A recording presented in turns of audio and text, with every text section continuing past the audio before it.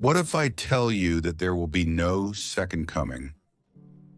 For various reasons, but primarily because it has already happened. It happened in the most classic sense, with all the necessary conditions that were outlined in the Gospels.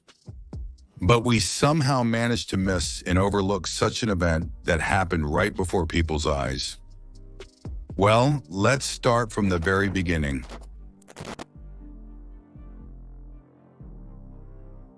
Have you ever heard legends about the second coming? Yes, of course.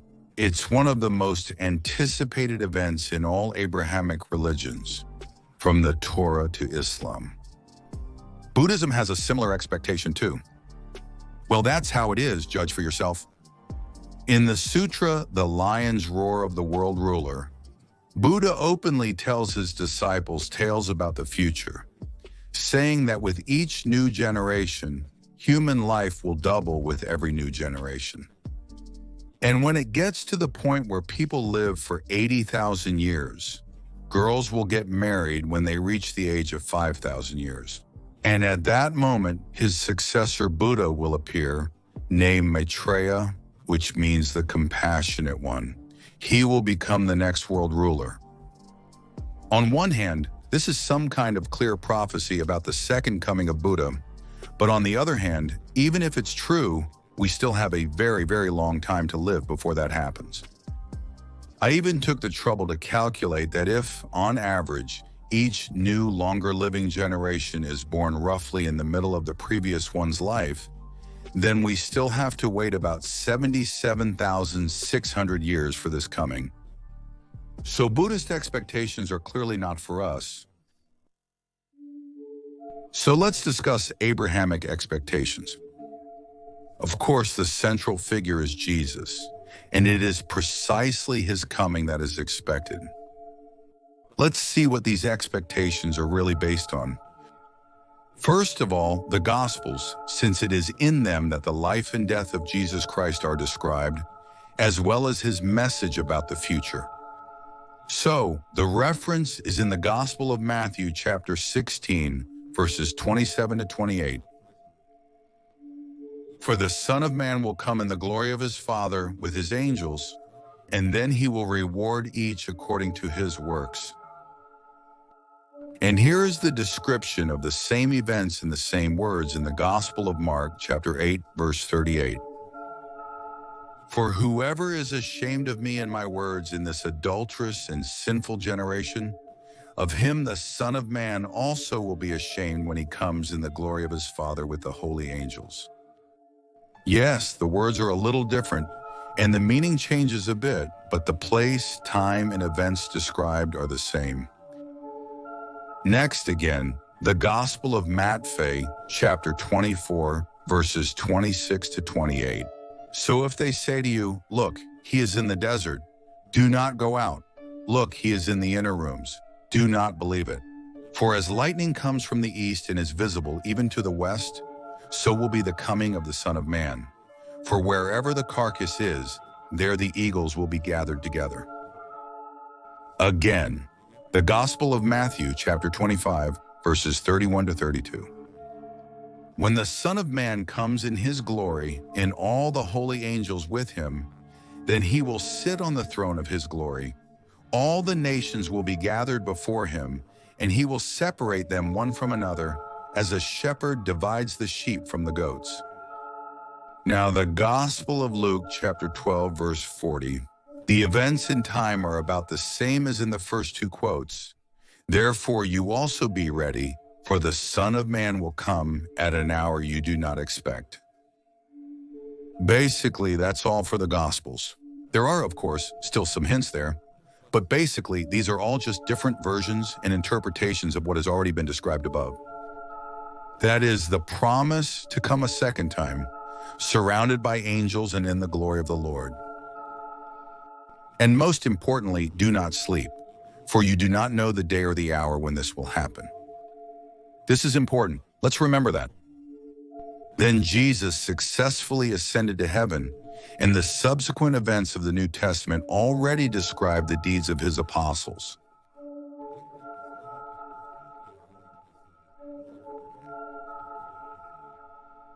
So, children, remain in him, so that when he appears, we may have confidence and not be ashamed before him at his coming. The first epistle to the Corinthians by Apostle Paul, chapter 4, verse 5. Therefore, do not judge anything before the time, until the Lord comes, who will bring to light what is hidden in darkness and reveal the intentions of the hearts. Then each one will receive praise from God. The Epistle to the Thessalonians, also by Apostle Paul, chapter 5, verses 1 through 6.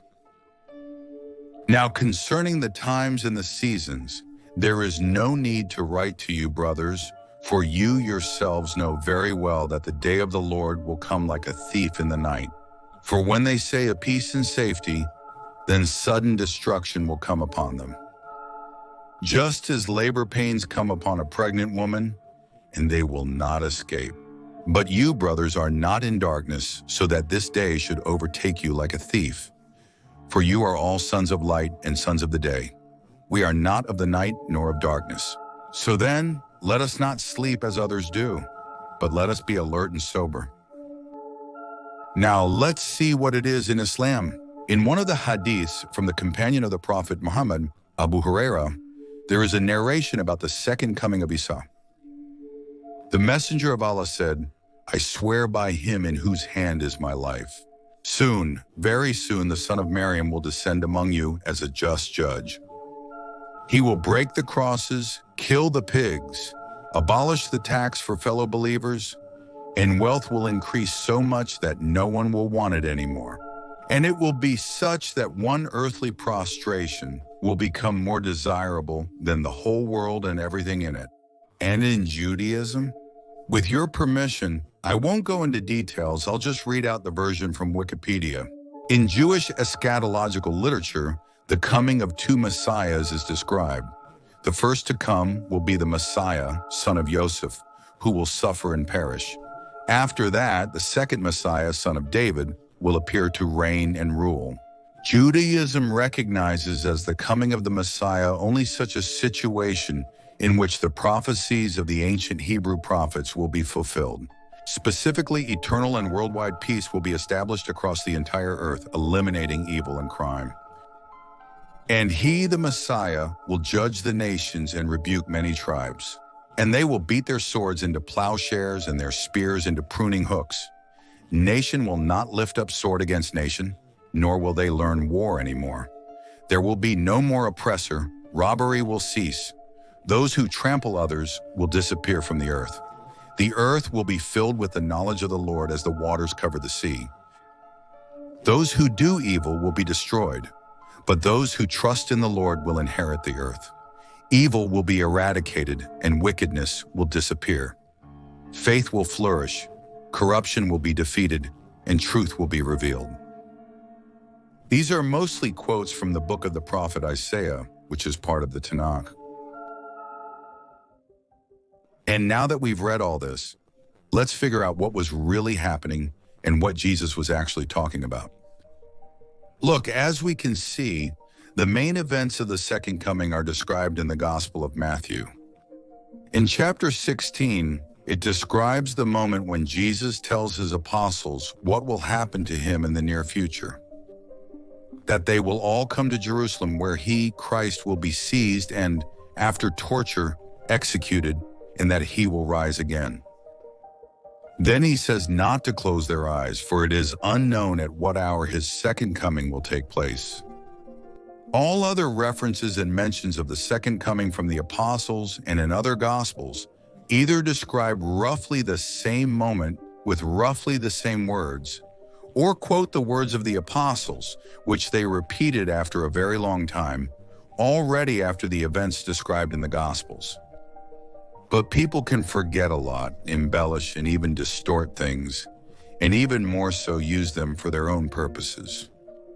And that's why, as it seems to me, we should take seriously only the very first words that were spoken personally by Jesus and recorded by all the apostles. And that means all the details are important, even the context and the circumstances in which these words were spoken. Personally, I am extremely puzzled by Christos' wish that the apostles should not sleep, for no one knows the day or the hour when Isis will appear for the second time.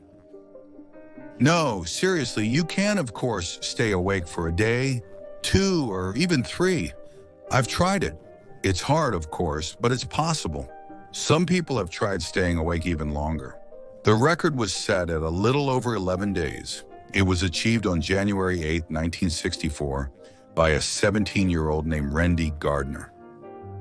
But to never sleep for your entire life, and to set an example for all future generations to never sleep, that's either some kind of torment or the interpreters of the Gospels misunderstood something. God can't be such a sadist. So most likely the wish was for the very near future, let's say no more than 11 days. Let's read once again the very first mention from Matthew. How does it sound? For the Son of Man will come in the glory of his Father with his angels, and then he will reward each according to his works. Yes, it's not very clear, but literally the next line puts everything in its place. Truly I say to you, there are some standing here who will not taste death before they see the Son of Man coming in his kingdom. That is literally translating into Russian. Some of you will not have time to die before I come a second time in my kingdom. This is a specific indication that the second coming will be very soon, almost, if not literally, tomorrow. Interesting. So, what happened next? And then Isis was crucified and died on the cross. After that, he descended into hell and took the righteous from there, whom he led to paradise. However, that's not important now. Something else is much more important. On the third day, he rose again. And it happened exactly as he said in the second line, surrounded by angels in the glory of his Father. Do you remember how it happened? After the Sabbath rest, the myrrh-bearing women go to the tomb. Before them, an angel descends to the tomb, and there is an earthquake, because of which the stone rolls away from the tomb, and the guards are struck with fear. The angel tells the women that Christ has risen and will go before them into Galilee. Then many events and many miracles take place, and on the 40th day, Christ ascends to heaven again, this time forever. That is, this was the second coming. The first time Christ was born and lived among people, suffered and died. But the second time he appeared in all his beauty and glory, surrounded by angels. But it seems that something went wrong, and he preferred to ascend, although in principle everything was clear. The apostles didn't even believe that their teacher had risen, especially Thomas. Someone even started building their own intrigues on this. If this happens among the closest disciples, then what kind of reign can there be in the glory of the Father? In general, the apostles missed the second coming and are still waiting for it. There is a similar situation in Judaism. Part of the prophecy came true. Jesus, the son of Joseph, was born, who came to suffer and die. That's exactly how it was.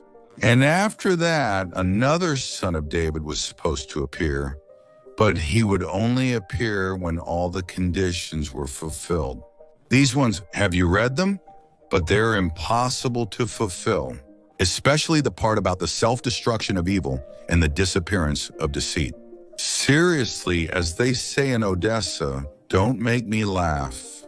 In general, the proud Jews with dignity slept through not only the second coming, but also the first. And what about Islam? Well, any hadith as such is quite a free retelling by the interpreter. In principle, it is not forbidden to paraphrase it. The main thing is to convey the general meaning. And as we know, under such conditions, the text of the message and its meaning can easily change beyond recognition after the 5th or 10th retelling, or even earlier. Yes, it's obvious, even to the naked eye. This hadith is simply filled with people's hopes, not a real prophecy. Like God will come to earth and kill all the bad people and make all the good people happy, he will definitely kill them. Although in the video about the root of evil, I analyzed quite specifically how the meaning of texts in the Quran changes. Actually, the Quran forbids killing anyone, but a hadith is a more free interpretation that conveys the meaning. And this is what it turned into. The very same hopes and wishes run through the lines of the Acts of the Apostles. Maybe they never realized that the second coming had already happened right before their eyes, and they missed it. Or maybe they simply started using this circumstance for their own purposes, pretending that nothing had happened. Let's take another look at the brief chronology of events. So, in the beginning, Jesus appears in the world in the body of a man, the son of Joseph, walks around the world, performs miracles, preaches, does everything possible to show, "Here I am, look, I do the impossible, I speak in the name of God and perform miracles." But there aren't that many who believe in him. Then he is betrayed by his own apostle for 30 pieces of silver, and in the end, Christ suffers and dies on the cross. That's how his first coming ended. Up to this point, everything was going according to plan, even though this plan included betrayal, but it was all foretold. Then Jesus comes a second time, and again, everything happens just as he foretold. He comes in the glory of his Father, able to perform even greater miracles, to pass through walls and closed doors. But the intrigues continue. The apostles see him with their own eyes but do not believe. Even his own apostles, Peter, denies him. Maria Magdalena, to whom the angels told to bring the news of Christ's resurrection, openly lies to everyone that his body was stolen. Apostle Thoma, in order to make sure that this is really Christ, pokes his finger into his wounds and so on. According to the plan, Jesus was supposed to come a second time to rule over people in his glory. But how can you rule over people who don't believe in you, even if you literally rub their noses in the evidence? If even your own apostles don't believe you, then how can you rule over everyone else? For 40 days, Jesus walked the earth, hoping that people weren't so hopeless. But apparently it was in vain. That's why he went back to the heavens again. That's just how it turns out. And people? What about people? They started developing the church, making a considerable profit from it, at first as a mass of people, and at the same time receiving substantial donations. The church, having shed its old skin in the form of Pharisees and scribes, whom Jesus fought against, grew a new one from exactly the same kind of Pharisees and scribes, but under a new slogan. The thirst for power over people forced the single faith to split into denominations. Copts, Mormons, Catholics, Orthodox, the faithful, Gnostics, Protestants, Islam, Shiites, Sunnis, Schismatics, Niconians, and so on and so forth. Everyone preaches their own thing, but only with one single goal: to satisfy their own ego and attract as many followers as possible, as well as to influence the world in politics. Although most likely Jesus foresaw this as well, because, as he said when addressing the apostles, "Do not think that I have come to bring peace to the earth. I did not come to bring peace, but a sword. For I have come to set a man against his father, a daughter against her mother, and a daughter-in-law against her mother-in-law. And a man's enemies will be those of his own household," which is exactly what happened. I have no desire to sort out this bloody mess, but I would like to understand why Jesus came at all. Moreover, in a much broader sense of the word than just within the framework of Abrahamic teachings. The thing is, there are many such incarnations of revelations in various beliefs. The incarnation of God, let's call them avatars, came to many peoples, not just to Jews and Palestinians. For example, in the Battle of Kurukshetra, Krishna stopped time and appeared to Arjuna. Buddha is also, in a sense, an incarnation of God, and so is Jesus. All of them perform miracles, basically with the sole purpose of showing people that the world is not as simple as it seems to them. The other world, the soul and life after death exist, and therefore people must fulfill the wishes of God. Something like that. For this purpose, they stopped time, made prophecies, and even resurrected. So, the purpose of the second coming must be similar. No, let's put aside the hopes of many believers that God will come and punish all the unfaithful. That's not the case, but simply because it looks like telling a child in kindergarten, a big uncle will come and punish you. We shouldn't lower God to that level. As it is said in the gospel, he came to divide us, and he did so successfully, more than successfully. Then we destroy each other ourselves without any divine intervention. But however, there is another purpose, not so noticeable. Practically in all religions, it is said that everyone is alive before God, and therefore the purpose of his coming is somewhat different in any case. He needs to convince people of the existence of the soul, and all his efforts are always directed precisely at this. But how exactly? How can we, modern people, be convinced of this? We immediately and completely dismiss all the miracles of 2,000 years ago as laughable. Walking on water, that's just a trick we can do too. And we'll also show hundreds of TikTok videos where there are tons of similar tricks. Flying? Yeah, every magician at our shows does that. Yeah, right, like your Copperfield stopping time. Yeah, you just got us high on drugs, Voskers walking through walls. Yeah, it's just a hologram. And so on. Basically, miracles won't work here. Of course, you could send some kind of disaster to Earth, but people will start to resist and come up with ways to protect themselves and make a profit at the same time. That's it. The only thing that could really work is to prove the existence of the soul and the afterlife by scientific means, with ironclad, unbreakable logic. That's why I think that if there is a next coming, it won't be in miracles, but in science. We simply have no other option left except for scientific proof of the existence of the soul and the afterlife. And by the way, we are actively moving in that direction. After all, for example, no one is surprised anymore by terms like parallel world, parallel universe, or fifth dimension. But some things may still remain incomprehensible.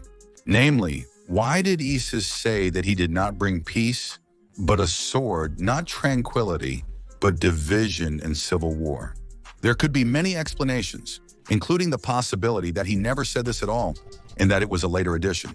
However, if we do accept the fact that these are his words, why did he say this? In my opinion, it's all very simple. Jesus as a prophet is very consistent, precise, and does not allow for any interpretations. At first, he tells the prophets that he did not bring peace, but a sword, not tranquility, but war. Then he says that when he comes a second time, he will separate people like grain from chaff. Some he will place on his right hand, others on his left, like sheep from goats. This is exactly what happened. Humanity became divided, even within a single faith. And by the way, how do they separate the grain from the chaff?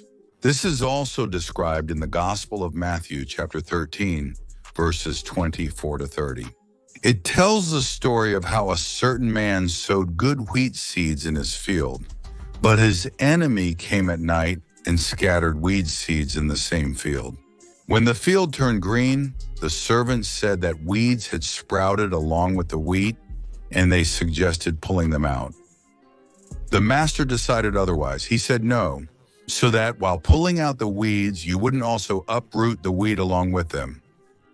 Let both grow together until the harvest. And at harvest time, I will tell the reapers, first, gather the weeds and tie them in bundles to be burned, but gather the wheat into my barn, my turka. That's how it happened. By dividing people into confessions, he began to wait for the sprouts, and as they grew, he united the weeds into bundles, that is, into separate confessions, sects, and movements. And some have already been burned, while others are still waiting for their turn. And there's nothing mystical about it. People are doing with their own hands what he predicted. But overall, he set humanity a kind of test. Will people be able to unite again, stop killing each other, and become a single whole? Will they ever grow up, Or will they kill considering their own children, parents, or neighbors as weeds, as enemies, not realizing that hatred and the desire to kill those who think differently is exactly the quality of weeds? Well, we'll live and see.